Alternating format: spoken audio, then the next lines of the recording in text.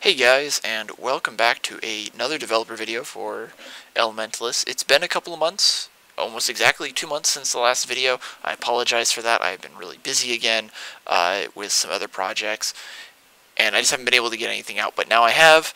Last night I spent about an hour or two just streaming this. This video is a 1 hour blockout for one of the levels. And it took me about an hour, and I compressed it down to the length of this video, so you'll see basically the entirety of its creation over the rest of the video.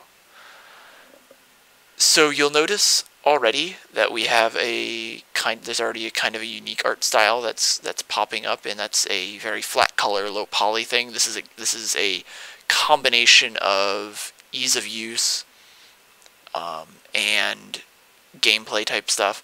If we can, using the flat colors, we can assign a specific color to an element, and if an element affects that particular aspect of the level, we can just make it that color, and the player will be like, "Oh, it's red. Fire fire does something to this."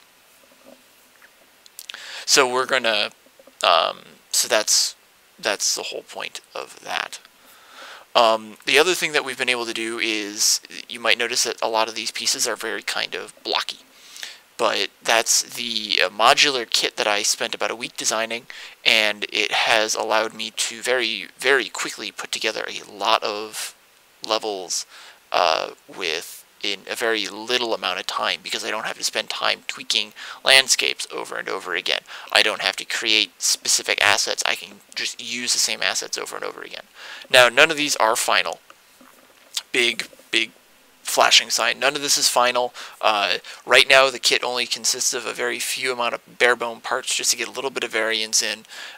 It's still, I think it's looking great, and I'm really liking the direction where it's going. So at the end of this, you'll be able to see what the whole scene looks like when it's done, and you'll be able to take in how it all looks. So with the modular pieces, it's been great. It's allowed me to basically focus more on content creation rather than art creation. Being right now one of the only artists who's doing environmental art, that's really important for me, because I'd like to get into the actual designing of the game and stuff. That's important, and so by using modular kits, I don't have to put as much time in. Unfortunately, the downside is that a lot of the time that I do have to put into it is into designing the kit itself, not necessarily making it, and that takes up a certain amount of time.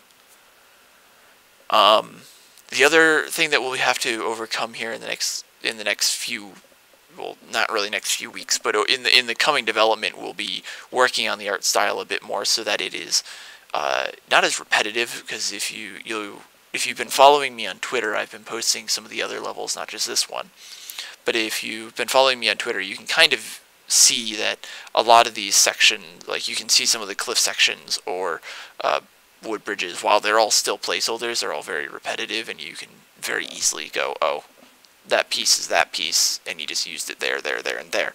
So that's one of the downsides to using modular stuff. We'll be working on how to fix that here later in development, but for right now, it's still very early alpha, and we are still just developing and iterating out stuff, changing ideas, things like that. So it's not huge on the priority. So, like I said, this is from a live stream that I did last night. It was a huge success. Lots of people came in, chatted about the game, chatted about what was going on, put their feedback in. If you are interested, you can follow me again on my Twitch page, which will be in the description, and you can also follow me on Twitter, which will also be in the description. So, there's the final product. Hope you enjoyed this video, and I will see you next time.